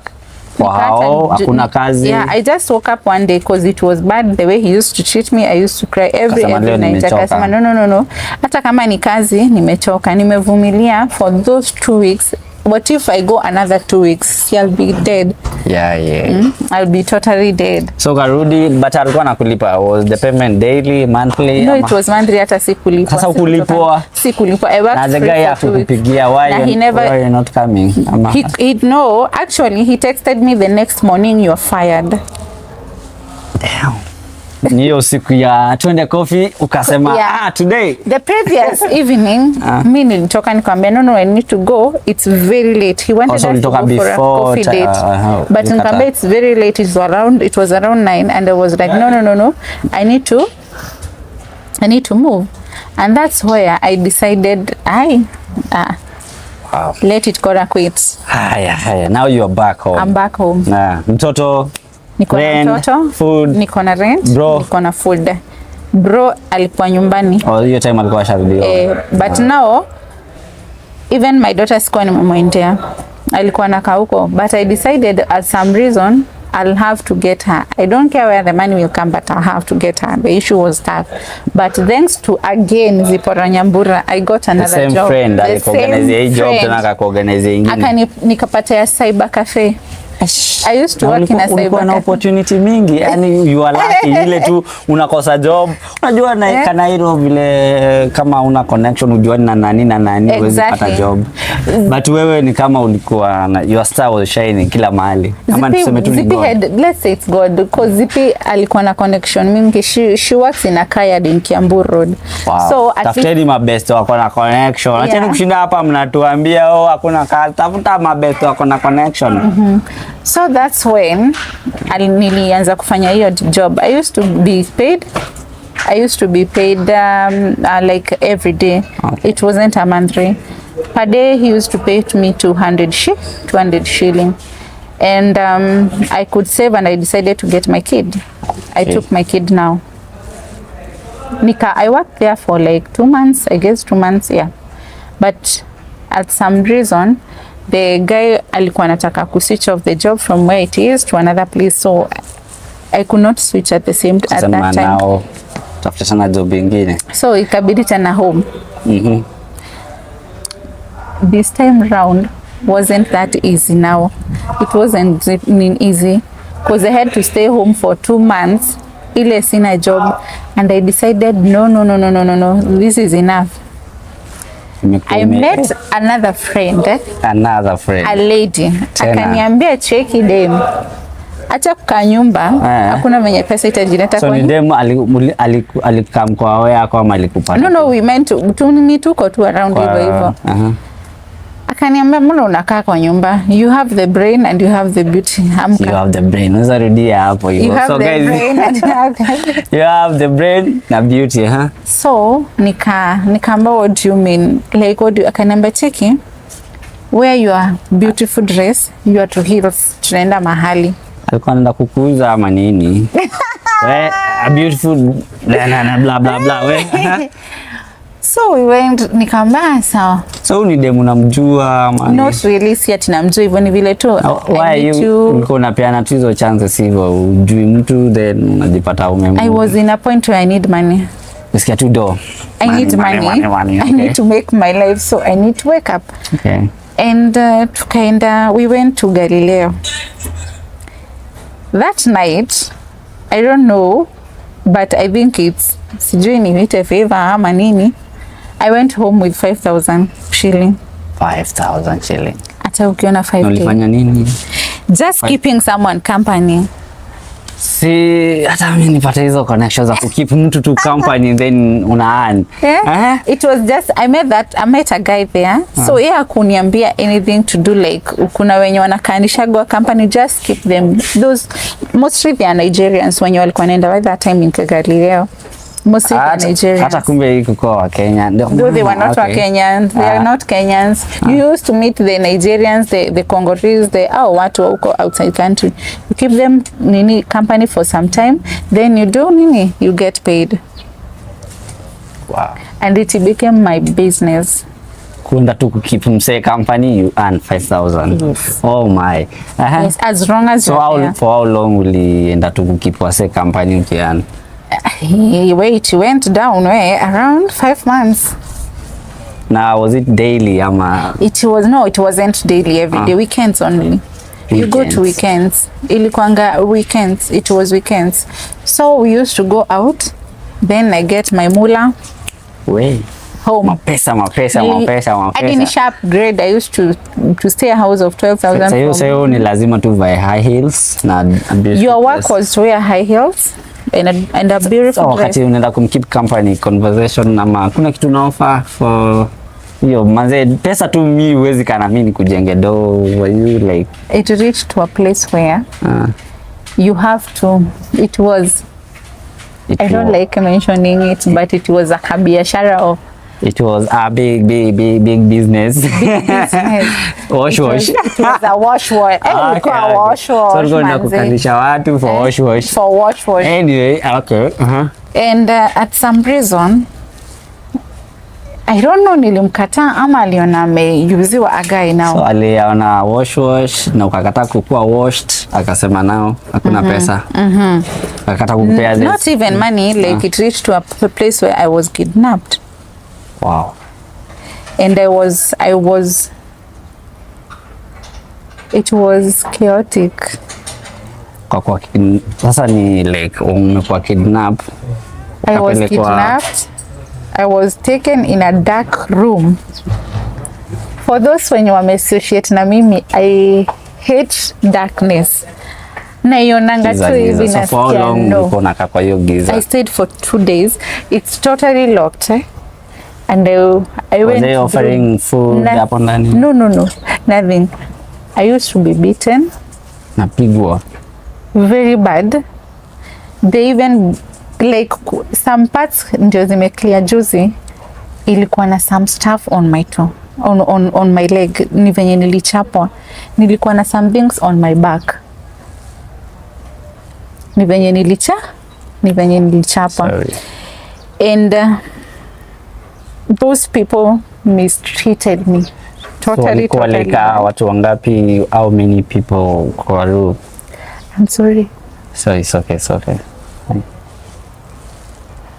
Yo, my people,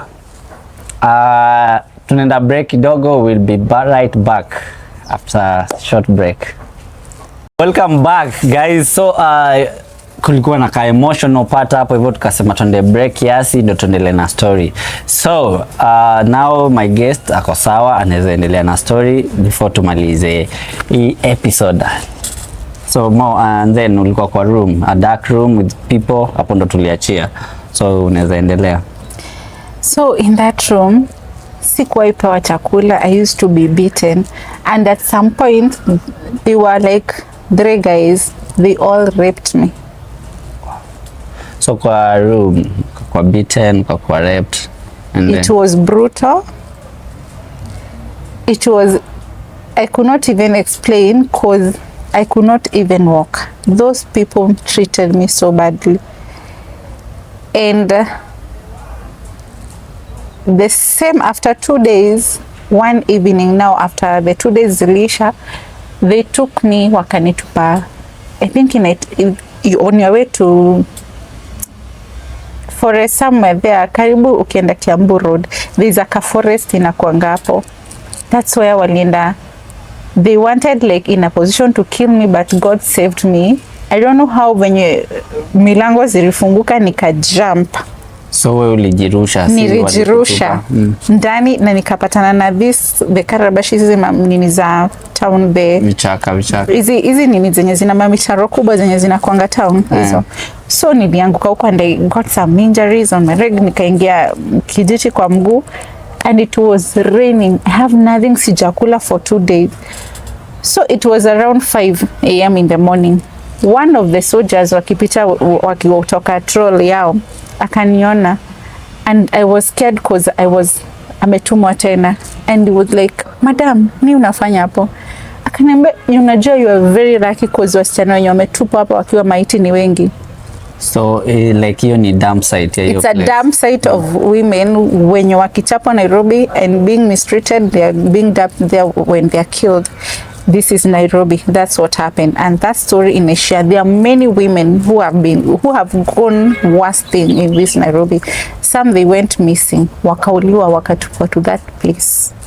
So after now the guy amekuja, the soldier amekutoa hapo hivyo. The soldier akanichukua akanisimamisha matatu from time ilikuwa saa ngapi hivi? 5 a.m. It was 5 a.m. Mimi mwenyewe sikujua because I was blindfolded. So the ninja alikuwa ananiambia it's 5. Now the soldier akaniza kwenye nakaa nini, nikamwambia, and akanisaidia, nikapanda matatu up to town, from town to home. In the first place venye sina simu, sina anything, nilipanda kwa stairs nikaenda kwa my friend Zipora. Now she took me to the hospital first thing, and everything nikatekiwa care of. Like did you guys report the matter? Yes, I reported the matter, but ijawahi shughulikiwa even today. So nothing up. Your friend ule mwenye alikupeleka nao kwa hii job, ule mchana uli meet, ushai meet tena after? We've never met since that day again. Any contact? I never even the contact we don't have. So ukatibiwa na ukarudi home. Don't forget sina simu. They took everything. Sina anything. So sina contact zake, and I never met this lady again. That was the end of us. Because hata kama nilikuwa najua kwake singeenda. For her alinionyesha biashara.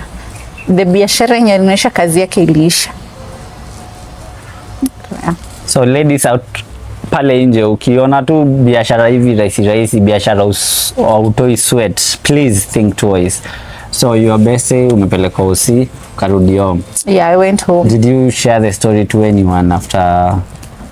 Maybe I only shared short one with my friend Zipora. But I remember sikuwa na land, nilikuwa nakaa hivi, I could hold the pillow the whole night. Nikisikia tu kitu hivi nilikuwa namka because of the shock.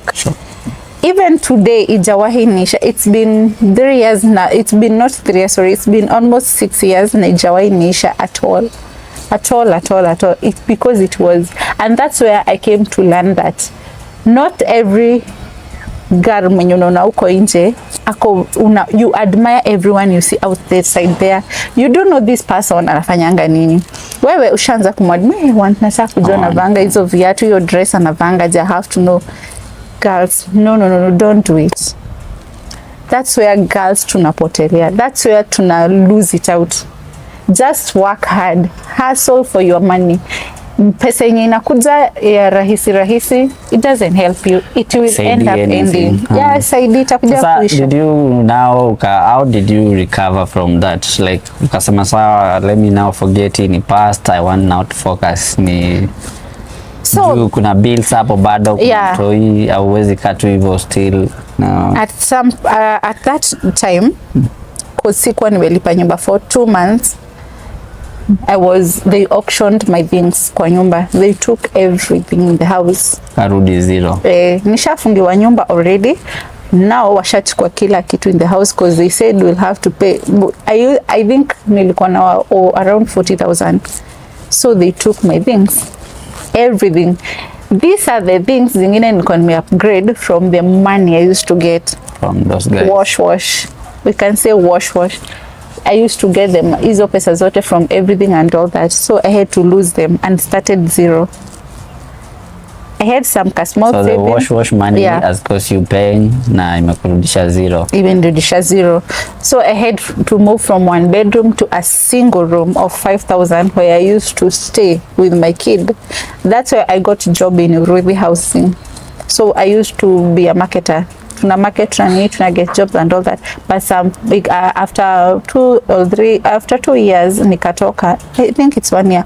After 1 year nilitoka because the company started have issues, they are not paying people, so I had to move out of really housing. And hapo ndio niliamua kuchapa biashara, nikafanya biashara. I met this lady mwenye alinisaidia. She was a pastor's wife. They took me in as their own daughter. And that's where I learned to appreciate whatever you have, the small thing you have, work hard. That small money I used to earn, that's where nilianzia life. Oh wow. Now sasa my question is, ulisema uko na watoto wawili tukianza. Now where is the second one coming from? Where? Oh, the kids. I used to be married 2016. I used to be someone's wife. So after uko na mtoto mmoja, then the guy took you in? Yeah. Niliolewa na 1 kid. Okay. And for, if it doesn't work, you have to give it a break. So we decided to go for a very long break. We are on break. You got married, then separate? Yeah, we separated. We decided now it's you have 2 kids on your own? Now I have 2 kids on my own. Okay. Wow. Sasa wasichana pale nje, wewe marriage si mchezo. So what do you tell people? Marriage is not a rose of bed or something. Si ati kwenye unaingia tu. For me niliingia nikibahatisha, 1 leg ilikuwa ndani, ingine. So you hukuwa sure hadi now? You are not even ready? I was not even. Actually, I was not ready. Me and my guy, we met in 3 months. And in 3 months, we got married. We planned wedding and all that. 3 months, then boom. Yeah, in 3 months. Kwani huyo mjamaa kona juju homa? In 3 months. I met the guy in 3 months. Okay. And in 3 months, we planned the wedding. I did a wedding. You did a wedding? Yeah, I did a church wedding. Sasa nyinyi mnashinda mkijisumbua huko sasa mko 5 years, lakini zile vichwa mmekulana. Hebu acheni hiyo mchezo anzeni kuoana. Your marriage wasn't stable juu amko umejua. Yes, hatukujuana. That's the worst mistake we did. Hatukujuana first thing.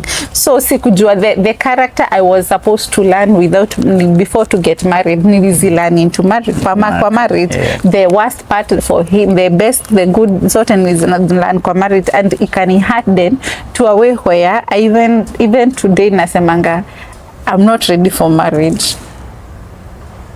She's not ready for marriage. It's hardened me. Yes, there is someone. Yeah, I'm seeing someone. That but guy, not ready. Utachapa miezi kadhaa before marriage. Anyway. No, we need to know. No, we decided. For us, we decided let us tujuane kwanza for some time. Let it take it easy.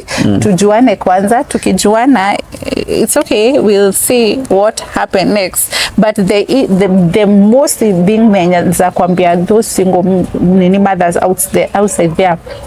Let your kids be first priority. Okay. Don't choose a man cause unampenda wewe. Choose the man mwenye anapenda watoto wako. Okay. Cause you cannot choose love over your kids. They will suffer. For me, I said I'll choose my kids over the man. The man. I'm sorry, but it is what it is. It is what it is. Haya, so the advice like unaweza ambia huyo msichana kwa hapo nje about life and then about marriage, ile kitu unafaa umwambie inaweza muinspire. And unajua say place tuko like people wanaenda through a lot na kuna mtu ametega masikio, amekuwa anatega masikio tangu show ianze. Nataka tu kujua at the end utaniambia nini itafanya ni believe what you went through, inaweza niokolea pia mimi as an advice. This is what I will tell everyone outside, not only the women, not only yani in kwa jumla, for men, both men and women. Mimi kenye nimelani in this life, be prayerful. First thing, learn God. When you learn God, you learn yourself. People say, ati Mungu alienda wapi? Why would you give up praying on and you are just there? But the most important is believe in yourself. If you have that talent, go for it. Go for it. Kama talent yako ni ya dance outside there, someone will notice you. Your hard work space. Kama wewe kazi yako it's selling, unauza manguo and all that, si ati you'll have lazima ukuwe na shop ndio start the biashara. No, you can walk from street, tembeza, uza nyanya. Don't do mambo na wizi and all that, the wash things, don't do them. Just believe in yourself. Take that 100 bob. Sema acha ninunue hizi nyanya. If you buy nyanya for 100 bob pale Modhurwa, it will double its price. Haitakuja ya 100 bob, it will double its price. Utamake a profit maybe of 200 shilling. Na hiyo ni pesa yako yenye umejitafutia. You can, if you have a friend meza shikana, maybe you rent a house if it's 5,000. And another thing, usikae maisha yenye si yako. Don't stay the life that is not yours. Just because unasikia mimi ninakaa nyumba ya 10K, 15K. You want to show people hata wewe unataka kukaa nyumba ya hiyo ya 10,000. Go for cheaper house. You can start with 2,000. That's what you are affording. If you hear story ya watu wenye wako wakubwa sai outside there, they started somewhere. Hawakuanzia hapo penye wako, they started, and your hard work will pay. It will definitely pay. Definitely pay. So focus on your life. Focus with God, and most above all, believe in yourself. Believe in yourself. Usibrainwashiwe. Women nowadays, they're called girls. We call them the slay queens nowadays. All they think is about getting a man mwenye atakupeleka out, buy you the drinks and all that. And then iPhone 13. Babe ni buying iPhone 13. So the iPhone ladies, manze, anza kufocus na life yako. Life yako is very important. Unaona the journey amepitia, angesema tu afocus na life yake na afocus na hard work yenye sahi yako anafanya, manze angekuwa mbali. So pia kuna ule msichana ako pale ana feel like now siwezi afford school fees na anataka kuendelea na masomo, na wewe sahi umetuambia hadi umesoma, umejisimamia, unaweza mwambia nini? Me, I will tell you something. Don't give up. You can talk to someone like, oh, and I never said something. Venye nimerudi shule doing nursing, I talked to my uncle who is in US. He's the one who has been supporting me fully. Dad, thank you very much. You've been a help to me. You've done enough. You've done a lot, and the only thing I can say, thank you. So if you can get someone mwenye anaweza hold your hands, just walk the journey. Don't disappoint them at all. Soma kabisa. Soma. Saimi na kura mbuku. Haya, mkule kitabu tukiendelea kukula maisha. Someone is getting emotional out there. Anyway, tumewazoea. So guys, thank you so much for watching my show, and alafu thank you so much kusikiza my guest hapa hivi. Ame go through a lot manze. Kama ningekuwa tu mimi ningekuwa nisha give up. Though kila mtu ako na story to tell kwa life yake, na story yenye hajai share na mtu. So if you feel like now is your time to share your story with everyone out there, make sure you hit me up.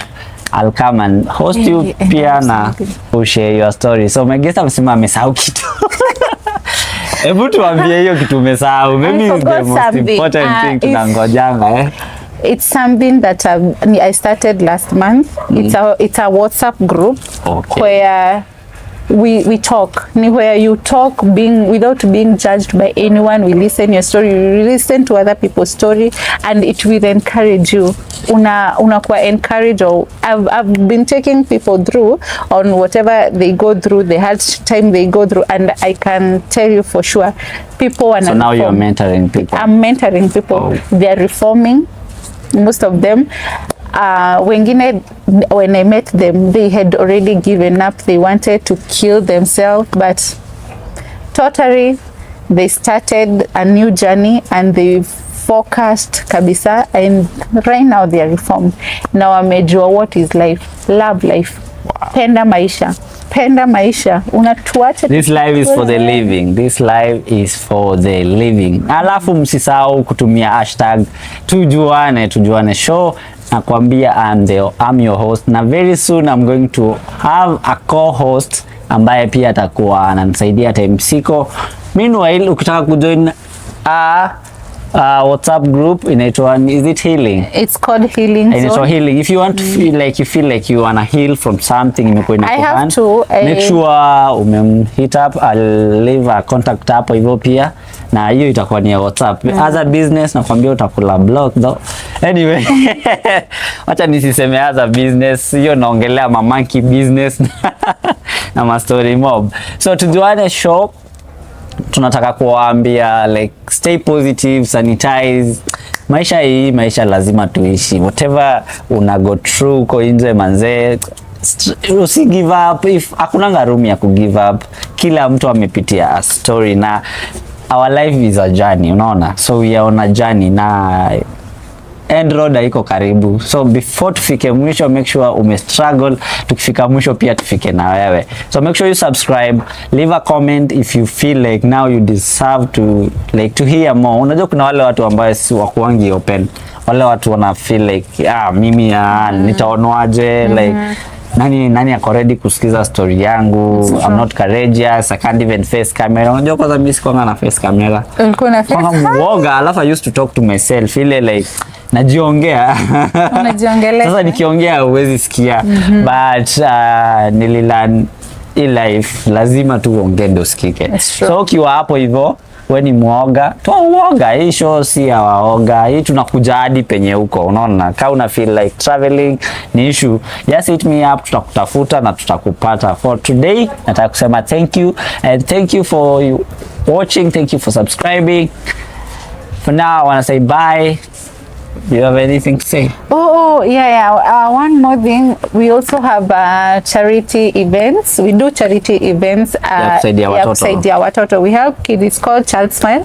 We help kids when we go to children's home. Tunawagetia food, clothes. If you have something, just hit on me. Then we will discuss on it. We have an event next month on 21st. Next month on 21st. So kindly, if you have something, if you want to donate something, food, everything you need to donate, let's put a smile to those kids. Watatuwasaidia watoto, and God will bless you. Thank you very much. Yeah, sharing is caring. So share with whatever you have. Hata kakidogo hivi, wakismile tu, wanaitwa Child Smile Group. Make sure you hit them up. Twendeni charity, let's support our own. Si lazima tungoje sponsors kutoka nje, we can do it. Ilio shilingi 5, shilingi 10, 100 tasaidia mtu uko nje. So thank you so much for your time. God bless you, and continue watching. Subscribe, share. Bye. Ciao.